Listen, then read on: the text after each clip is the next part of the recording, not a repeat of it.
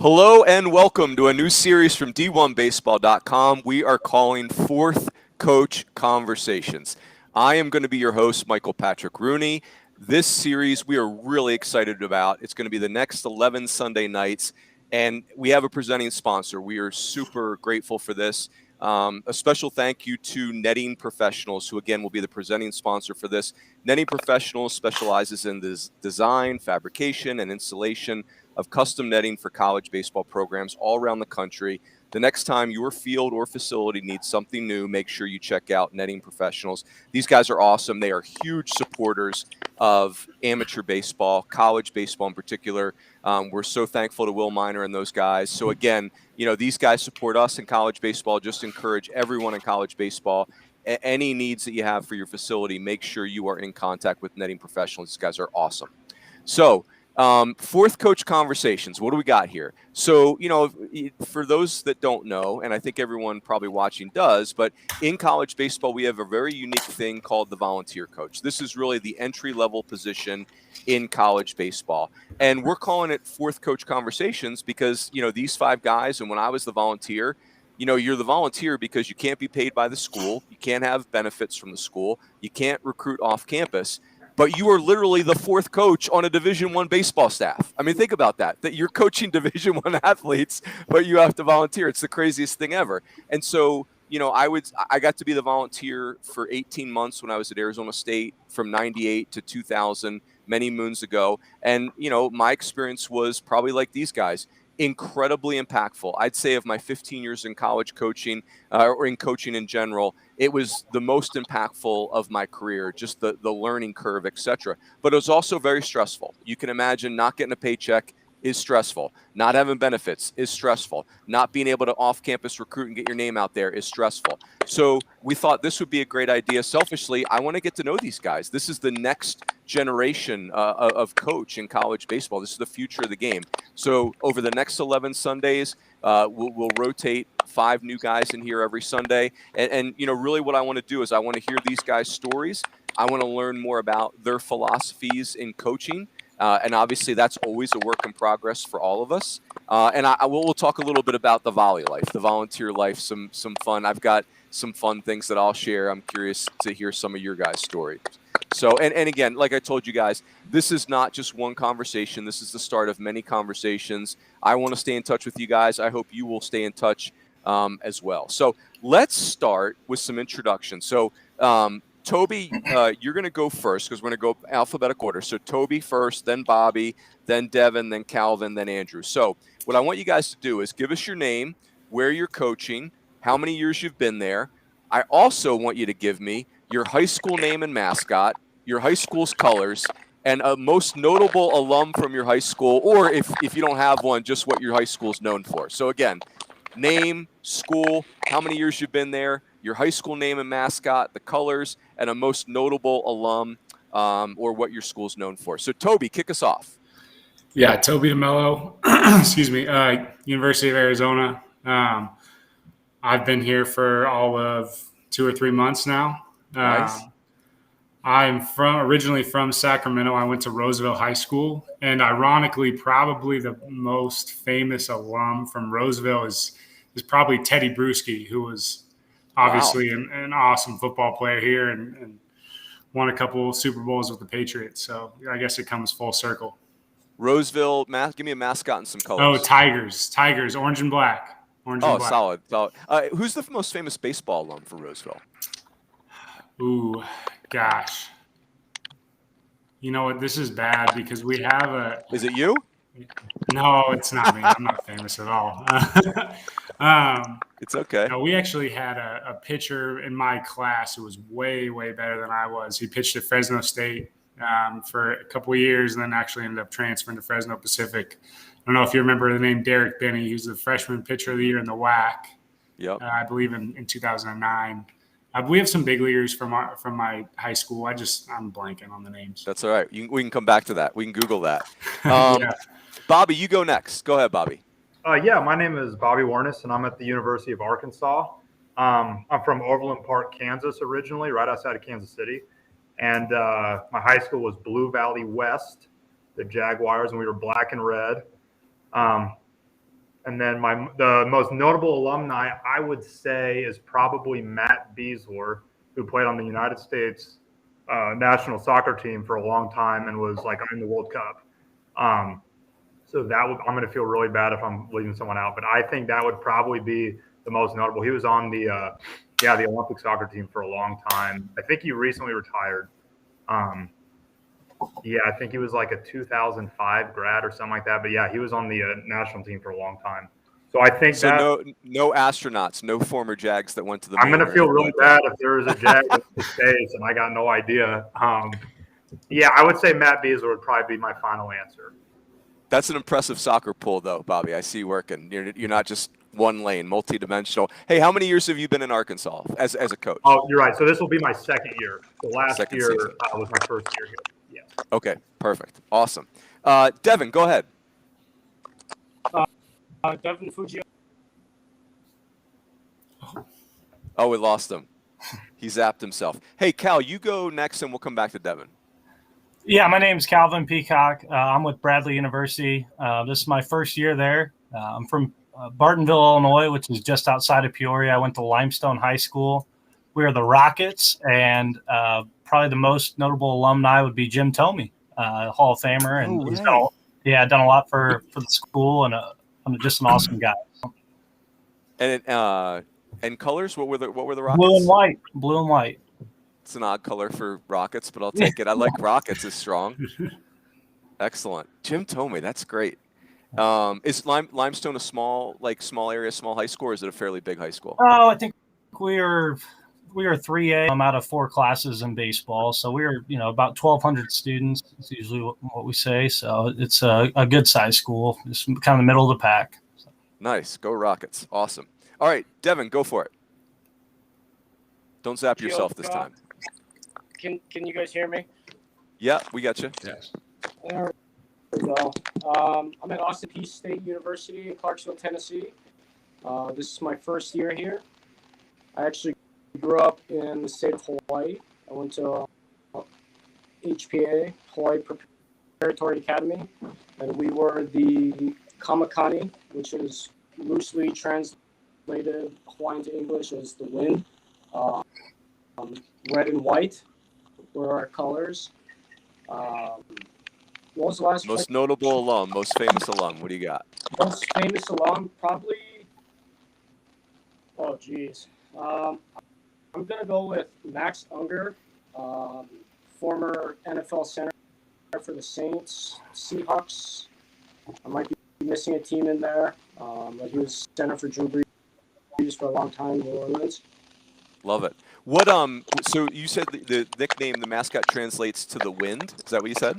Yep, the wind. So what did you do for a mascot? Like that's tough to logo. The wind. So we it was like a sideways leaning tree. I like it. Yeah, that works. Little it's a cool mascot, but to logo it up would be tricky. Yep. What were the colors again, Fuj? What was that? What were the colors again? The school colors? Red and white. Red and white. Awesome. I love it. That's great. I didn't know you were from Hawaii. That's really cool. Yep. All right, Coach Amaro. Your answer is going to hurt my feelings, but go for it. Yes. My name is Andrew Amaro. I am assistant at Florida State University. I got here in late July of 2021, this past year. And my high school is William Penn Charter School, the Quakers. We're the Quakers. We are Vegas Gold and Navy. And the most famous alumni, William Penn Charter, is in Philadelphia, Pennsylvania. And our most famous alumni is Matt Ryan with the Atlanta Falcons and my uncle Ruben Amaro Jr., who was the general manager and played with the Philadelphia Phillies. That's awesome. So I'm going to give Andrew a hard time all night because his high school, Penn Charter, and my high school, Malvern Prep, are both in the Philadelphia Interact League. Bitter rivals in baseball. Great rivalry, actually. So we'll have some fun with that. That is very aggressive. Andrew, I'd never heard someone from Penn Charter call it Vegas Gold. I appreciate the aggressiveness of that. You guys are basically Navy and Gold, but Vegas Gold is excellent. So that's well done. It's changed. It's more yellow now, yellowish, lighter gold, or lighter yellow, mustard yellow now. I love it. That's awesome. Penn Charter is an awesome athletic high school. Really, really good high school. It's a great league. I mean, it is a great league in around the Philly area. So cool. All right. So Toby, we're coming back to you. So next, here's what I want to do next. I want your bio I want you to start with your hometown, which you kind of gave us already, and then just take us through playing, high school, college, pro ball if it applies, and then coaching. So you don't have to tell us kind of what happened at each stop, but I'm just looking for the different bullet points, the timeline of your career, including playing. Okay, so started out Roosevelt High School. I was there. I graduated in 2008, and I played 4 years at St. Mary's College in Moraga, home of Corbin Burns. He just had a big start the other night for the Brewers. I was a big time prospect. Went in the 29th round as a senior, and then did I was kind of bumped around the minor leagues for 3 years. Was kind of an organizational catcher. Then spent 2 years playing indie ball. Then proceeded to move back home, and as guys know, once you're done playing, you kind of get back on your feet and move back in with my parents, and coached at Sierra College for a year under legend Rob Wilson, and then went down to Occidental College for a year, Division III, and then took the director of ops job at Sac State. Then got bumped up. Bill Kernan was our volunteer, who I called him the Dos Equis guy because, he was easily the most interesting guy I've ever met in my life. So he retired for the 12th time from baseball. So I got bumped up to the volunteer there, was there for 2 years. And then this past summer, got hired here at Arizona. Toby, who was your coach at St. Mary's? Did you play for Coach Soto? Yep, Jed Soto. And then Gabe Zappin was there as an assistant. Lloyd Acosta, who's now at Davis. And then Mike McCormick, who was at Brown, now in the Giants organization. Yeah, Bill Kernan. Yeah, he Toby's not kidding about Dos Equis. This guy is a total legend. He's written Broadway screenplays, and he was an assistant coach under Augie Garrido way back in the day at Fullerton. Yep. He was the head coach at Cal State Bakersfield when they restarted the program. Took them to a regional in 2014. I actually think Cal State Bakersfield beat Ole Miss in that regional, if I'm not mistaken. They did. So, oh man, total legend. That's a great. Gosh, yeah. We could do a 4-hour podcast on just stories about him. He's the man. That's right. Well, there'll be a different series actually brought to us by Dos Equis. I like it. All right, Bobby, give us your timeline. So hometown. You got to start with hometown. I think you're a tech. No, yeah. So you gave us Kansas City, basically. Yeah, pretty much right outside of Kansas City, Overland Park. Played at Blue Valley West High School, and I graduated in 2012. Went to Neosho County Community College for a year. That's in Kansas. That's about an hour and a half south of Kansas City. And then out of there, I transferred to Arkansas and played 2 years for Arkansas.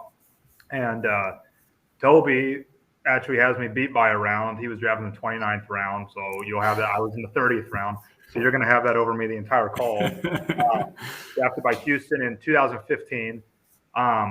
Played for Houston for 2 years, and I tricked them for long enough, but they finally found out I couldn't hit and gave me the little axe. And I tricked the Rockies into thinking I could still hit. So I got 2 more years with Colorado. That took me to 2018, so I played 4 years total. Professionally, just third base, a little bit of second base. So I was an infielder. After that, I got a job with the Phillies as a hitting coach in the GCL. So that was my first gig in coaching, which was awesome. Really, really good experience. Loved getting to, kind of learn that side of professional baseball. So I'm very, very fortunate to be able to have done that. And then in 2020, I was supposed to manage that GCL team with the Phillies. And I got about 2 spring training games in before that. Got COVIDed out, so that was too bad. But then the opportunity came up to come back to Arkansas as a volunteer, and I really wanted to do it. So that would have been in the fall of 2020. So this will be my second year. So those are my stops.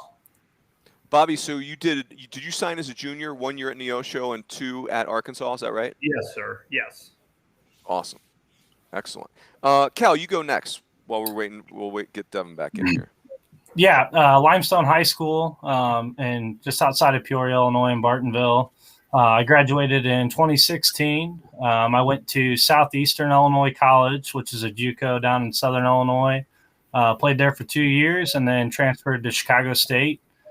Played there for 2 years, and then the program was cut after the COVID year, and that was the end of that. And then I pursued coaching. I went to Carl Sandburg College, which is a junior college. I was a pitching coach there last year, which is in Galesburg, Illinois, and now I'm at Bradley. So, where is Galesburg, Cal? Where about is that? It's kind of on the like the west side of Illinois, closer to Iowa. So we played a lot of like Southeastern, those type of school junior colleges over in Iowa. So it's about 40 minutes outside of Peoria to the west side. So. And was Chris Zorch the athletic director at Chicago State when you were there, or no? He was there my junior year, and that is still the biggest and strongest hand I've ever shook. And he was a really, really cool guy to listen to speak. And he was there my junior year, and then he wasn't there my senior year, and that was it. So, my freshman year at Notre Dame, 1988. Chris Zorch, national champs in football. Yeah. Chris Zorch was our nose tackle. I mean, let's call him 6 foot, and he's easily 6 foot across too. Like this dude, and the weight room antics were epic, just epic. Yeah, he's a large man for sure. Large man, yeah. Hey, before you go, Andrew, Devin, are you there? Unmute yourself, Devin. We could hear him earlier. All right. Hey, Devin, try clicking out and clicking back in. Andrew, you go next. So I went to William Penn Charter School in Philadelphia. I'm from Bensalem, Pennsylvania, which is about right north of Northeast Philadelphia. My freshman year, I played at University of Maryland for 3 years, from 2012 to 2014, under Coach Backage and John Sheff. And I left after my junior year, and I transferred to University of Tampa in 2015. And it was a really good experience there. I was drafted in the 35th round in 2015, and I played about 1 calendar year with the Phillies, the Crosscutters, and the Lakewood Blue Claws. And I got right into coaching. I got released in 16. I went back to University of Tampa and coached them in the spring of 16. Then in 2017, I came back north, and I was coaching as the volunteer at University of Delaware. And then after that season, right when the season ended, I became the recruiting coordinator at LaSalle University in Philadelphia. And I was there for 4 years. The program got cut this past year, and this was our last season. And then I ended up moving down to Florida State as the volunteer. Andrew, you guys had such an incredible year at LaSalle last year. It was just so awesome to watch. It was miserable to know what was happening behind the scenes, but yeah, it was awesome. What you guys, you and Coach Miller did at LaSalle was really, really cool, and such a sad way for it to end. But man, you guys kicked some serious tail last year. That was awesome. No, thank you. It was definitely an enjoyable last dance thing that we had there, because we had a group of guys that really believed in each other, and we wish for how many young guys we had in the lineup that we could have figured out a way to move it forward. It just didn't end up working out. Yep. Hey, your catcher transferred somewhere in the Power 5, right? Where is he? He is at Pitt. Tatum Levens. Yep, that's right. Awesome. Hey, who were your head coaches at Tampa? Joe Urso is the coach there. He was there. That's who you played and coached for. Yes. Yep. Got it. Cool. Hey, Devo, let's give it one more shot. Can you hear me? Yeah, we can't hear him. Hey, Devin, maybe we try with the phone again, and I'll get you back in. When you come back in, I'll get you right back on the question that we just answered. I want you to go through your timeline there. All right, Toby. So we're back to you. This question will be fairly quick. So what you might not even know. So what number are you wearing this year, and why? I'll tell you why I'm asking that question. So when I was the volunteer at Arizona State, and then this never changed when I became the paid coach, I wore 66, and so everybody thought it was like a hockey thing. I don't know anything about hockey. It was because Arizona State has like 100 retired numbers. So it was either 66 or something in the 70s. So yeah, we went 66. So Toby, what is your number and why? Yeah, I'll be 21 this year, and that was because I got an option to wear like 5 numbers from our equipment guy, and that was the best one. Nice. What was your number as a player? Did you have like a number It that was you really, 22. It was 22, so it was an easy decision. and you wore 22 just because, or you had a guy that wore 22? No, you know what, that was more it. So when I was in high school, I wore 7 because Pudge was Mm-hmm. my all-time favorite player, but I wore 22 in basketball. So when I went to college, the 7 jersey was, too small, Popular. so I couldn't Oh, wear there you it. go. So I ended up being 22, and it just kind of went off, ran from there. So Love it. Bobby. Yeah, so I'll wear number 6 this year, and I wore it last year. And kind of similar to Toby, we just let all of our players pick numbers first, and then whatever's left, we grab. They gave me a couple options of like numbers that player want. I don't know. I just felt weird. Like let the player have kind of what they have. I'm just standing in first base. I don't need. But I don't let him know that. So I was 7 playing. We had a freshman, Caden Wallace, who ended up having a great year. But he thinks that he snaked it from me, and I let him know that every day. Like, yeah, I'd really like that 7. But yeah, so kind of leadership. Which 6 isn't a bad number to just kind of be left with. I'm kind of like your 6. Yeah. Single digits. That's strong. Was any reason why you had 7 as a player, Bobby, or just that is where you ended up? I loved Derek Jeter, and I always wanted to be 2, and I could never get it on any team I played. And 7 was kind of just the last single digit that was left. And I wore 7 like all the way up through just because of I really wanted to be 2, and it was just 7 by default, and then I just stuck with 7. Bobby's a large dude, and any large guy wearing single digits, I'm in for. That's good. It's like pitchers wearing single digits. I'm down. Cal, go ahead. Yeah, I'll be wearing number 20 this year. My number in college was 44. And our associate head coach, Coach Truan, that's his number, which is pretty cool because I think that's kind of a unique number. For me, I was always 9 in high school. That was my dad's number. He's a head football coach at the high school. And when I couldn't get 9, 44 is kind of a power number in football.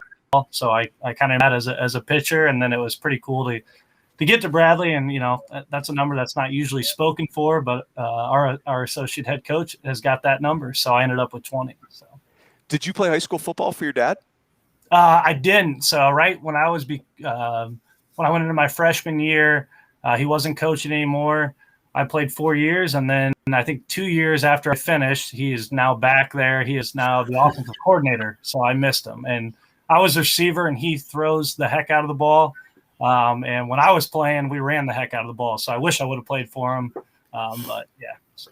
Did your dad play college football? He did. He played at Eastern Illinois. He played there. His quarterback was Sean Payton, which is a pretty cool connection there. So, yeah, he played at Eastern Illinois. And, yeah. So. That's awesome. I love it. Andrew, go ahead. So my 5 years of coaching, I have been at Delaware. I was number 35. It was just given to me. I showed up a week before the first team meeting. So I think even the freshmen already had some of their numbers chosen. Then I moved to LaSalle. Miller is M24 is kind of his thing. He chose 24. And then we kind of thought as coaches, maybe we'll get the numbers we would want. And that didn't really work itself out. I chose 5, which is my favorite number. Donovan McNabb and Pat Burrell were my favorite athletes when I was a young Philly sports fan. So I always loved the number 5. But I ended up giving it to a 5th-year senior at LaSalle. He graduated, and then one of our impact outfielders, who I was working with the outfielders at the time, he wanted number 5. So I ended up being 25 for 2 years at LaSalle and 45 the past 2 years. And now at Florida State, I was just given number 31, which is also a pretty random number. I'm a player's first guy, so I think that letting them choose, because at 5 is a pretty good number. I don't think I'll be getting that anytime soon. No, yeah. Maybe when you're a skipper someday, Andrew, but you're right. 5 that's pretty prime real estate. I love why you love 5 though. Count me in on that. That's excellent. All right. So next one, coming back to you, Toby. Kind of stayed and focused on your playing career. This could be any level. I don't care if it's little league, like you went to Williamsport or something, but I want to know the best team you ever played on and a highlight. Like if you can only pick one highlight from your playing career, give me one highlight. So best team you ever played on and a highlight from your playing career. Yeah, that's hard. Um, the best team I ever played on. This is gonna sound. I'm gonna probably my 13, 14-year-old travel team. What was the name of it? The Wood Creek Lobos. Go Lobos. Another kind of like small world deal. So I actually grew up playing with Andrew Susak. Okay. Big leaguer. Who's at Oregon State, played in big leagues. I believe he's with Pittsburgh still in AAA. Just finished up. So his younger brother is our catcher. His cousin is a freshman pitcher for us. But his Andrew's dad and his uncle, John and Nick Susak, were they were our coaches, and they put together. This is like right when travel ball is starting, and they put together. They kind of handpicked all the guys from the Sacramento area that they wanted on the team, and I'll probably get this wrong, but I think we had 7 or 8 guys who played Division I baseball on that team.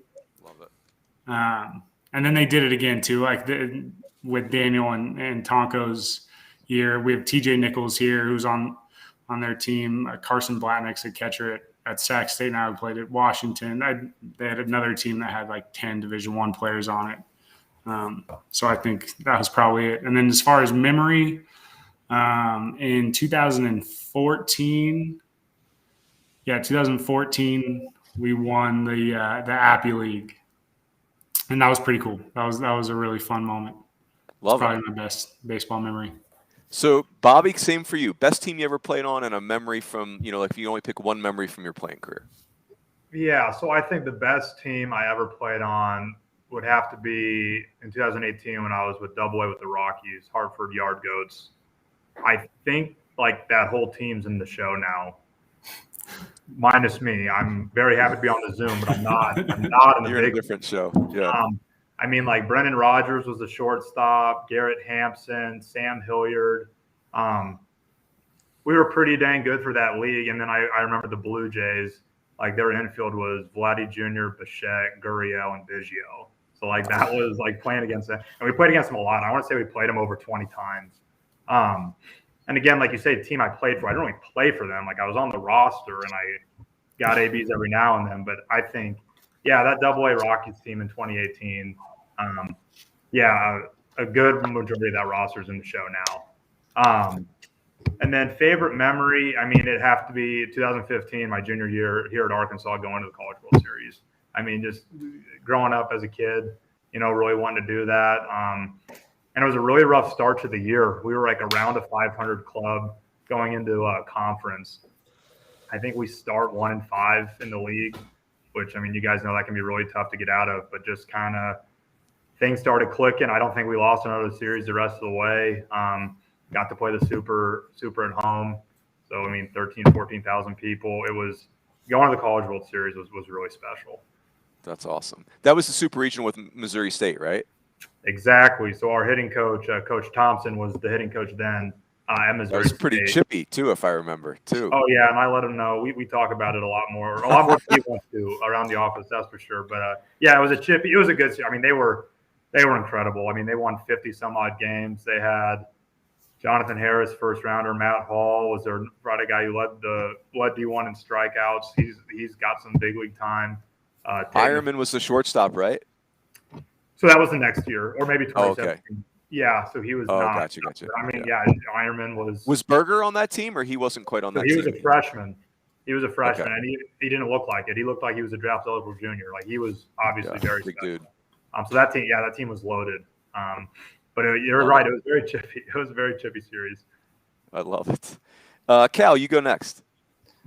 Probably the best team I played on was my senior year. We got third in state in Illinois, Class 3A. It was just an awesome run. It was a really good group of seniors, guys I grew up with, kind of smaller town, played travel ball, together the whole time. So it was a really, really cool thing. Notable thing there, and I know you'll appreciate this, was in the third and fourth place game, we beat St. Viator, and Cole Komet was the starting pitcher. Wow. Yeah, so he was, Big obviously. lefty. Yeah. I sent him a message on Twitter. I was like, hey, man, we beat you. Is there any way I can get an autograph? I'm a huge Bears fan. he never replied, but he was a Yeah. power lefty. But it was a great year. It was really fun, and probably like the best memory. My junior college at Southeastern Illinois. It just not a historically great program or anything, but my sophomore year there, we made the playoffs, which was in the GRAC, which is a really competitive conference with John A. Logan and Wabash and all those schools. And we made the playoffs for the first time in, I think, 20 years in school history. So that was really special. Anyone that's a JUCO guy knows, the things or grind you go through. And it was really cool to kind of, to leave that mark there. So Love it. Awesome. Andrew, go ahead. My favorite team and the best team I played on was the 2014 Maryland team. We, at the time, broke the school record for wins. I believe that they were just as good, if not better, in 2015 when Lamont Wade and Brandon Lau, they were draft eligible that year. But we had a breakthrough year in 2014. We were a game away from Omaha in the Charlottesville Super, and we lost. In 2015, I transferred to Tampa, and we won the national championship. And my favorite experience, we got to play the Phillies. My uncle was the GM at the time. And we played them. It was their first day of spring training. We ended up beating them. And I had a pretty good game at the plate, and I scored a few runs. We hit a grand slam in the top of the 8th to win 6-2. And it was on SportsCenter because it was embarrassing for Philadelphia. But it was a really cool experience that our team went out there and legitimately outplayed the Phillies. That is awesome. They weren't playing Ryan Howard and Utley and those guys, but they had some of their starters in the lineup that day. So it was pretty cool, even though they were rusty just from 6 months off. But I love it. It was a big celebration for us. So, Andrew, you 2014 at Maryland, did you guys win the South Carolina regional? Columbia? What regional did you guys win? We played South Carolina. Campbell was in it, and Old Dominion was in it. The Columbia regional. Yep. Oh, that's awesome. God, that was cool. What a great run. So 2014 though was Coach Sheff. Coach Bakich had already moved on to Michigan, right? Yes. Yep. Gosh, that's really cool. All right. So now I want to start to kind of move into, let's talk coaching a little bit. This question will be a little bit random, but I think it gives everybody a good feel for you guys, and then we'll dive deeper. So starting with you, Toby. Here's what we're gonna do. So if you were going for a job interview right now, who would be? You can only pick 3. Give me your top 3 references that you tell me to call, and who you're connected. What your connection to them is, and it could be obvious. Your college coach, whatever it is. And then I also would like if I asked you like, hey, what are your areas of expertise? Like, hey, I work with catchers. So give me your 3 references if you were going for a job and what your area of expertise is. Yeah, that's really hard. Reggie Christensen, head coach at Sac State, obviously working for him for 3 years, and I don't know if. I mean, there's few people that are respected more than he is around the game. Yep. He's an incredible coach. So he would be one. Two would probably be Gabe Zappin. He was our recruiting coordinator at St. Mary's, and he's a NorCal scout for the Cubs. And we stay in touch. We talk often. Jack Martyr at Oregon. He and I are fairly close. We talk often. We talk great. Less now. Yeah, we talked That's more. Right. That's right. A couple months ago. He's at Oregon, you said, right? And he was at Stanford before. Played at Oregon, coached at Stanford. Now is back at Oregon. Yeah. And then obviously Jake Angier too was at Sac State with me. Yep. He was the pitching coach there. So both those guys I used to talk to on a weekly basis. That's gone down to like once a month. That's right. And your staff now, obviously, really good staff that you're on now. So, but you guys have just gotten there, so it makes sense. Yeah, our staff is incredible here. I mean, we got like 70, 80 years of coaching experience. It's awesome. Yeah. As far as expertise goes, hitting and catching. Got it. Perfect. That's kind of the sweet spot. You have the most fun doing those 2 things. So, love it. Cool, Bobby. Yeah, I'm glad Toby went first because that gave me a lot of time to think. That's right. Poor Toby. Toby's going to wear it all night. No fair. So, I mean, the first one would obviously be Coach Van Horn at Arkansas. Sure. He doesn't think I deserve a job. He's probably right. That would definitely be my first reference. I think my second one would be Josh Bonifay, who hired me with the Phillies. He was the farm director at the time, and I actually built my relationship with him he was a manager and field coordinator with the Astros organization. So that's kind of how I got in with him. He's now is in a different role within the Phillies organization, but unbelievable baseball mind, progressive thinking, but also like a gritty old school baseball guy. He's a very, very special baseball guy. That would be my second one, Josh Bonifay.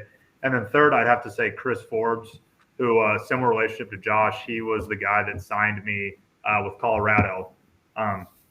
He's now their farm director. He'll actually be starting that this year for his this will be his first year with Colorado. But again, very similar to Josh, just a incredible baseball guy. He's been with the Rockies for a long time, understands the game. I think he was an assistant coach at the University of Kansas as well.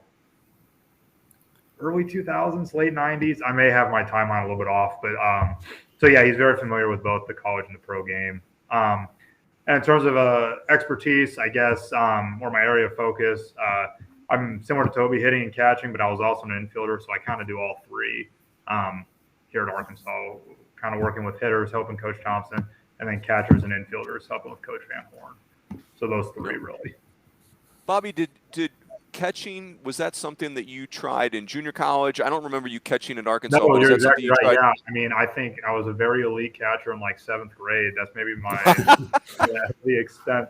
But when I got with the Phillies in 2019, they asked what I wanted to do because I was going to be a hitting coach, and they said you have to also coach a position. And I said I wanted to do catching because I'd never done it. Nice. So I mean, I learned a lot. Like JT Realmuto would always come to the minor league side and like talk to their guys, and like the players think that they were learning. Like, no, I was learning a ton from him. Sure. So like we would always do a lot of we do a lot of his kind of routine here. So I guess to answer your question, that's a really long-winded answer. Never caught, but when I got into professional baseball, I really wanted to. I think catching is just so important, obviously, and I really wanted to learn more about it. So that's kind of how I got that. Love that. Yeah. I always think of George Horton at Fullerton, who was one of the best coaches I ever got to coach against. But he was a left-handed DH in college for Augie Garrido at Fullerton and became like a pitching guru, you know, and it's like he never threw a pitch in college. Yeah.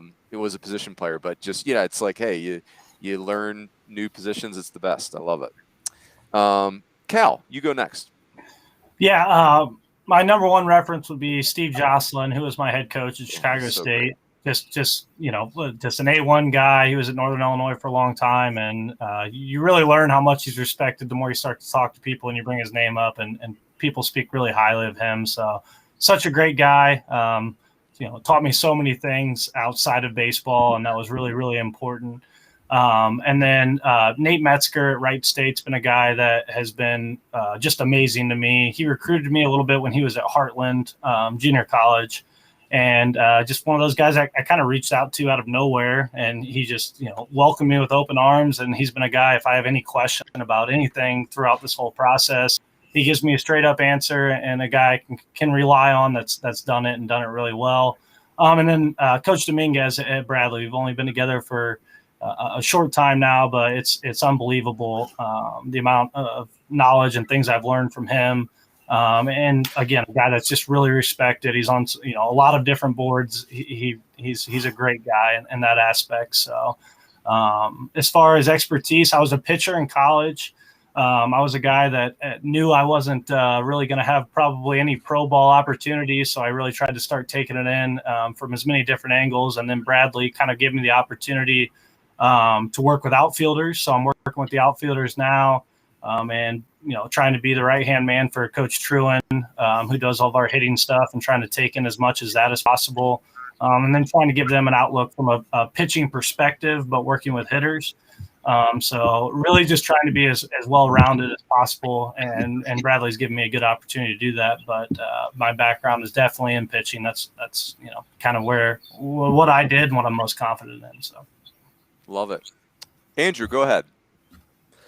So mine, first one would be Joe Urso, the head coach at University of Tampa. I learned so much from him. He's very well connected, even though he's coaching D2. He's very well connected with Division I coaches because a lot of their players are Division I kickbacks that end up playing for them. And I think that he's a reference that for the amount of success he's had and amount of championships he's won, he's just really showed me firsthand how to build a roster. And that was something I learned and will be able to take with me moving forward from the recruiting side of things. Eric Backage is probably the main reason I'm coaching. When I was probably in 8th or 9th grade, he was recruiting my brother at Penn Charter when he was at Vanderbilt.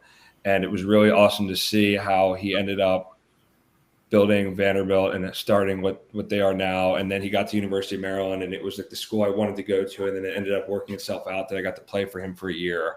And I haven't seen him very often just because I haven't been out recruiting in the Midwest, and I haven't seen Michigan out when I was recruiting over in Philadelphia.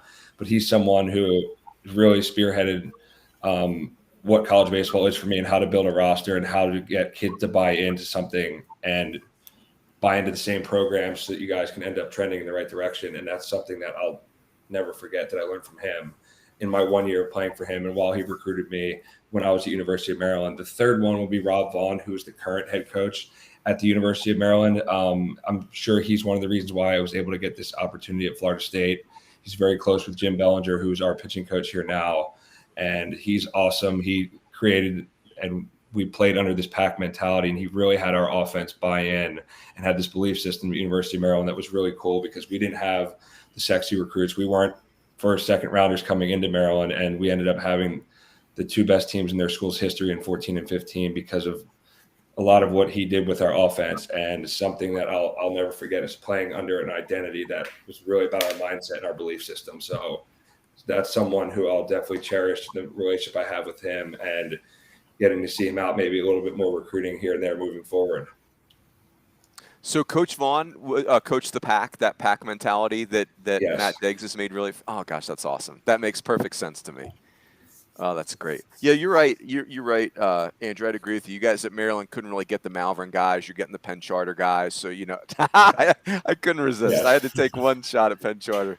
Yeah, So but so expertise. I did go for infield it. for my 4 years. I did infield and assisted David Miller with the offense in my 4 years at LaSalle. I was the recruiting coordinator, and my favorite thing and what I think I'm really impactful with is teaching infield defense.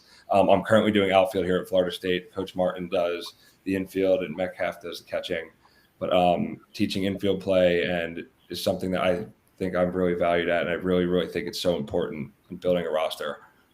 Awesome. I love it. All right, so let's stay on that topic of, I want you guys to pick an area of expertise, but don't have it be recruiting. We'll come back to recruiting in a second. So here's what I want you guys to do. This is going to be challenging. I'll give you an example. I want you to take your area of expertise, and I want you to share with me. You won't be able to share all of them. I want you to share with me some of your core philosophies in that area, and it has to be a maximum of 3 sentences. So max 3 sentences, some really important beliefs that you have in your area. So, okay, I'll go first. So I worked with infielders. One thing I'd say is retreating on the ball is really dangerous. Another thing I'd say is it's eyes, it's feet, it's hands. And the other thing I'd say is I actually came to believe that the short hop is the highest percentage hop. So those are just, so that's what I'm looking for, is just give me some things that are in your soul about your position, 3 sentences or less. Go ahead, Toby. Do you want position or can we talk about hitting? You can do hitting. Yeah, Either sure. Just one. can't be recruiting. Yeah. Yep. Okay. Hitting. I think it's pretty easy. Balance setup, controlled forward move, and path to the middle. I think that's an easy one for me. Impact to the middle of the baseball or impact to the middle of the field? Just path through the middle. Just if we can keep everything to center field, then we have, we try to eliminate perfection when it comes to hitting. It's already hard enough. So give ourselves as much room for error as we can. Well done. Excellent. Go ahead, Bobby. Yeah, I'll do hitting as well. I'll say I think the most important thing is swing decisions, like what you swing at. Mm-hmm. I think like the sequencing in terms of like your body, how your body moves to the baseball is like maybe pillar 2. And then pillar 3, like they don't pay you for singles. Like we got to slug that son of a gun. Yeah, so those would be my 3. Oh, that's awesome. Go ahead, Cal. So I would go with outfield. Number 1 is catch the ball. Number 2 is keep the double play in order. And then number 3 is back up bases. I love that. I don't know if you do this, Cal, but I remember when I first came to coach on the West Coast, one of the things I'd never seen before, but it's your point about keeping the double play in order, is when West Coast teams, when an outfielder would, you know how it goes, right? Like an outfielder kicks a ball and then they pick it up and then they just literally launch it like a grenade. So on the West Coast, I'll never forget seeing this for the first time when I moved out here, was a lot of the West Coast schools, as soon as you bobbled a ball in the outfield, if it was 3 or 4, mandatory go to second base, which is like a real game situation. To your point, keep the double play in order. I love that. Yeah, and playing in the WAC, pitching in the WAC, played a lot of West Coast schools, and I just remember you give up whatever it is, a single, and it turns into a double really quick. And me being a ground ball guy, it's like it just takes it right away from you. So having that emphasis on keeping the double play in order, making sure those singles don't turn into doubles is important. Yeah, love it. Andrew, go ahead. In terms of infield defense, the first one I would say is go and get your hop. Second sentence would be catch every ball that hits your glove, whether it's a short hop or any ball that's thrown in. And the third one is a quote I heard from Giuseppe Papaccio. He's the assistant at NJIT, and I heard this at a camp. He said, "There's no such thing as a bad hop, it's bad feet." And that's something I thought was hilarious at the time, and I think it's actually very, very valuable. Now that's a name that is an up-and-coming in coaching. He played at Seton Hall, Andrew, didn't he, Giuseppe? I feel like I got to do one of his games. Yeah, that's awesome. Cool. All right, so let's go to recruiting now. So it'll be similar. So for a lot of us, when we're the volunteer coach, you're at a little bit of a disadvantage because you haven't been on the trail. Now Andrew clearly has, but maybe you were on the trail as a junior college coach or who knows. But here's my question: so, what geographic area do you feel like the best in recruiting right now, where you have the best contacts currently? So, maybe Bobby will say Kansas City. Maybe he won't. Maybe he'll say Kansas JUCOs. You could say anything. But what's an area where you feel like you've got good contacts currently? And then same thing, give me some recruiting beliefs, 3 sentences or less. Toby, you're going first. Yes, Sacramento. Just being from there, growing up there. My dad was a longtime high school coach, and at Roosevelt, I played for my dad in high school. So just growing up, I knew a lot of local high school coaches. Don't hide that, Toby. That's excellent info. I needed to know that 25 minutes ago. That's great. Yeah. Is your dad still coaching? He's not still coaching. Him and my mom are empty nesters. He just goes and watches baseball games. He's like, I'm tired of stressing about the score. I want to just watch. Smart. That's great. That would definitely be it. Sacramento. It feels like half of our roster is from Sacramento. Anyway, good baseball area. Yeah. No, it's the hidden gym for sure. I guess it's not hidden. It's a gym. Man, as far as recruiting, I think this is something that I'll always take with me. The person is the most important thing. I think when all else is equal, character and all those things and what kind of student they are, all those things matter. Coach Lon he always says this in reference to school, right? Like he's never met anyone who's underachieved over here, who overachieved over here. And I think that holds so true is, once I think, there's a lowest common denominator to be a Division I baseball player. And once you've established that's reached, then it becomes about getting the right people. And because that's what culture is, right? It's the people in your building. And so you can overachieve or underachieve, and the better people you have, the better chance you have to overachieve. Love that. Go ahead, Bobby. Yeah, so I think obviously I've got a good feel for like Arkansas now. I'd like to think I got a pretty good feel for like our bordering states because we just try to hammer those states out. Kansas City and St. Louis, in terms of like cities that aren't in Arkansas, would probably be my main two, just because I've lived there the longest. So I guess from a geographic footprint, it'd be Arkansas, states around that, but really Kansas City and St. Louis. And then I guess in terms of like recruiting philosophies, I guess I'll go in a different direction than Toby did for my first one. I think just like you want to recruit the middle of the field, like catcher, shortstop, second base, center field. Like if you get overloaded with corner guys, like you're probably going to be in a bad spot. But the best athletes usually, by and large, play in the middle of the field. One thing I think I learned being around Coach Thompson and Coach Hobbs, and this is kind of piggybacking off what Toby said, it's just like culture fit is so important. Like the right person is so important. And I used to probably think that was a little bit of eyewash, to be honest. Like, no, like if they're good enough, it's going to be fine. And that's really not the case. Like it is so important for it to just be a good cultural fit. because at the end of the day, like, we have to win a game Friday in the SEC. Like, it doesn't really matter what they were doing in the showcase 8 months ago. I mean, it's just it's wild how many guys there are like that. Ponies that, do they really help you win games when they matter? A lot of times it's just kind of the ball players that are cultural fit. And again, I don't think I would have bought into that maybe a year and a half ago. I would have probably thought that it was a little eyewash, to be honest. But no, it's absolutely the truth. So yeah, that's probably what I would say. Love it. Go ahead, Cal. Yeah, I mean, in Illinois, obviously Chicago is the main one. So trying to continue to familiarize myself with that. There's a lot of really, really good programs and a lot of good athletes that go and play in the SEC and Power 5 and all over the place. But then I'm from Central Illinois, and I'm pretty confident that Central Illinois has a really good baseball. We put out a lot of good guys. A lot tend to go to junior college first, but then you follow those names and they end up going to really big programs. So trying to kind of evaluate, the Central Illinois type of guys. And that's been the big thing, I guess, going into the 3 sentences. Last year, being at a junior college, the big change has been when you're evaluating talent or recruiting kids at a junior college, you need guys that can come in tomorrow and be a guy. And now going and working events or working camps at Bradley, where, it is a 4-year program, you're looking more at that projectability type of thing. And again, with the pitching background, Coach Warner is our pitching coach. He does such a good job of giving me a lot of different things. Again, at junior college, looking for that guy that throws 85 to 87 at that camp.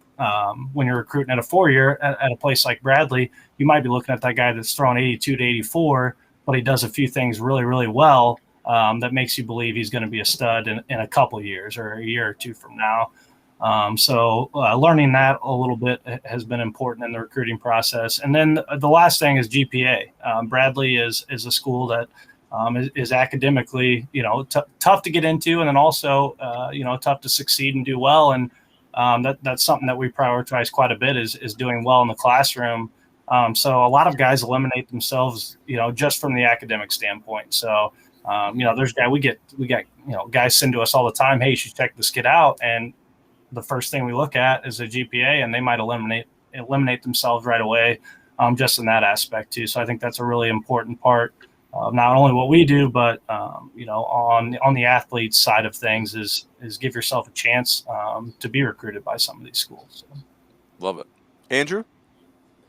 So I had experience as a recruiting coordinator for 4 years at LaSalle. I had a waiver to be out a few weekends this past fall at Florida State. So that was awesome to have experience down at Fort Myers at a huge event with dozens of games going on at a time, and being able to try and cover all of them and everything I could do.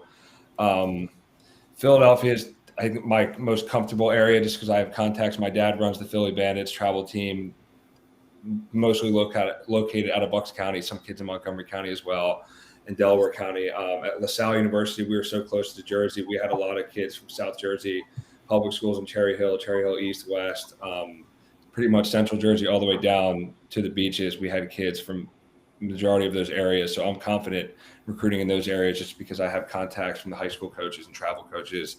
In terms of the 3 things for me recruiting, I think one thing that I learned early on is find something that really stands out aside from his swing or his glove, because a lot of schools are going to see the same guy or same few guys in a game. So if you can find something else aside from how hard he hits the ball, something that you think can really benefit your roster, that's something that I look for specifically. I know here at Florida State, we really recruit into scouting profiles, like what MLB scouts are trying to, how they're evaluating prospects and getting guys up the middle, like Bobby said, and getting guys who really have a hit tool, because I think that nowadays with the shifting and defense and how it is, there's guys bouncing around and getting drafted. We're recruiting a lot of shortstops. Not everyone's going to play shortstop, for example. And in pro ball, there's guys like Bobby said, like you get drafted at one position, you might not even ever play there, and you might move to a corner outfield. If you don't profile into what they think is a major league middle infielder, you're probably not playing middle infield. That's why I think that the hit tool is such an important carrying tool, because there's guys moving up, like Max Muncy, for example. He's playing first and second base in the big leagues. And there's just different things that we're seeing nowadays with the shifting, the analytics, that it's making the hit tool I think, very undervalued because some teams are really putting guys in different positions that they haven't even played, and they're now playing in AAA and the big leagues in those positions. So I think that it's something with how good defensive coaching has gotten. We're able to move guys in spots and get them comfortable for a short term, for example. The third thing is finding kids who nowadays so many kids are playing on different travel teams, and you might see them in a showcase at the Garden State games, and you might see them at a Lake Point event, and you're never really seeing them play with the same group of kids. And I think if you can see a kid who the teammates perceive that they like and they want to play with, because if you see a kid 3 or 4 times, he might be on 4 different teams in the 4 times you see him. High school, then travel, and then in a showcase. If it's someone that his peers look like they actually would go to bat for and play with from what they know of him, I think that that's kind of what you're going to get at the college level from that kid. I love it. Hey, boys, we got a couple minutes left, so let's go some rapid fire. I have a couple rapid fire questions I want to send to you. So part of the conversation around the volunteer position is there's limitations, right? No benefits, can't recruit off campus, et cetera, et cetera. So if you could, but everyone ends up speaking for you guys instead of you guys getting to speak on us. So here's the question. If you could eliminate one of the limitations of the volunteer position, so you can hey, you can have benefits from now on, or you can recruit off campus, whatever it is. Take one limitation of that position, and you can just ixnay it. It's gone. What would it be? You go first, Toby. I just think, quite honestly, the pay and benefits, right? Because then it takes away having to do the 2-3 hours of lessons 5 nights a week. It takes away. Yep. Having to, there's so many things that pull us away from that, right? And don't get me wrong, there's positives because we are always on campus. So we tend to be the closest with the players. Yeah, that makes sense. Yeah, but I think that just because, I'd love to have, those extra 10 hours a week to do more things. Yeah, I hear you. Bobby, what would you go with? I'd say there's recruiting. No wrong answer here. This is good. Yeah, go ahead. I'd say recruiting. Helping, getting another campus. coach out on the road would be big for both the players on campus now and obviously the guys are trying to look at. Love it. Cal? Yeah, recruiting would be the first thing that sticks out to me. Just not being able to go out on the road and continue to learn is a big thing. It's hard to learn how to evaluate players if you can't get out and get on the road. So I would say recruiting would be the one. Yep. Andrew, how about for you? I think consistently being on the phone with recruits and being able to help the recruiting coordinator not have to field dozens of phone calls every single day is something that would really help a young mid-20s volunteer really get experience of how you sound on the phone is so important in landing prospects. And I think that if you can get experience in talking to 15, 16, 17, 18-year-olds and having to differentiate how you speak with them than a 20-year-old junior college kid, I think that that's something that's very helpful that will help you hit the ground running right when you get that recruiting coordinator job. Love it. That's good. All right. So still staying on the rapid fire theme. So can't be your current program, not somewhere you played. Think about an opponent and a trait of an opponent that really stuck out to you. Maybe something you'd want to emulate when you become a head coach sometime. So I'll give you an example. Cal State Fullerton, identity.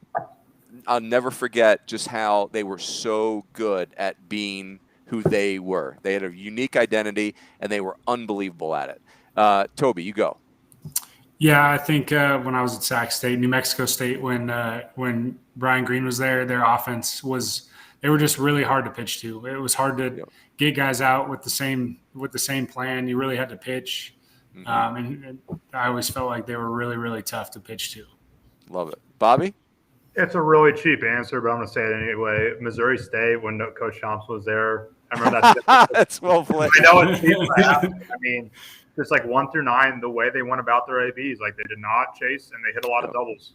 Like if you can do that and it was definitely Missouri State, that 2015. I mean, it was just 1 through 9. It was special to watch. Yeah, that's an incredible. The people don't realize how much success that program has had. Really, really good mid-major program. That's a great poll. Cal, go ahead. I remember pitching against UIC, Illinois Chicago, and that was a program that it seemed like 1 through 9, they all had the same exact approach, and you just couldn't beat them. It was guys that, again, they weren't chasing outside of the zone. They were competitive on pitches that were strikes. And that made it really tough. And it was one of the I would say the few college programs where it felt like everyone that got in the box had the same exact approach. I don't know.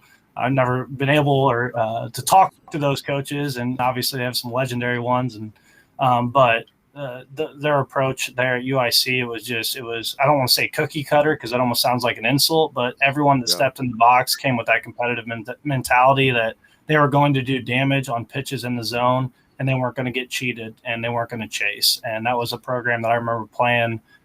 Just kind of scratched my head saying, I don't know how we're going to really be able to beat them. So that's great. Go ahead, Andrew.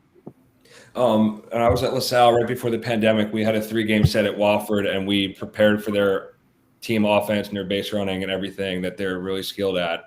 And they absolutely boat raced us, I think, probably by 7 or 8 runs, all 3 games each. And they were really hard to prepare for. They swung at strikes. They drove the ball. They hammered mistakes. And they were really, really sharp on the base paths, stealing bases, stealing second and third, double steals like consistently. And they were really hard to, because we prepared for them as much as we could, and we were just a step behind. That's awesome. Excellent. Boys, I knew this was going to happen. I literally wrote down like 30 questions I wanted to ask you guys, and I think I got to 7 of them. So like I said in the beginning, I wanted this to be the beginning of many conversations between the 5 of us. And, I wanted – again, I was so interested to learn more about you guys, and I wanted to have an audience that got to do the same thing. And so I appreciate you guys going first. Toby, especially you, because you were the ultimate guinea pig, and you did great. Yes. Hopefully I killed enough time for you guys to get your answer dialed in. So Yeah. No, you did great. So, yeah, and for the audience, I'm really looking forward to the next 10 Sundays after tonight. These guys were great. I was so excited to meet them, and I'm more excited for the next set of calls because this was super, super fun. I want to say thank you again to our presenting sponsor, Netting Professionals, Will Miner and the guys. So supportive of college baseball and amateur baseball. So that is it. We will catch everyone next Sunday night. Fellas, it was a pleasure. Really appreciate you doing this. It was awesome. And that's it. We'll see everybody next Sunday. Have a good one. Thanks see you for having guys. us, friends. thank you, Mike. You got it.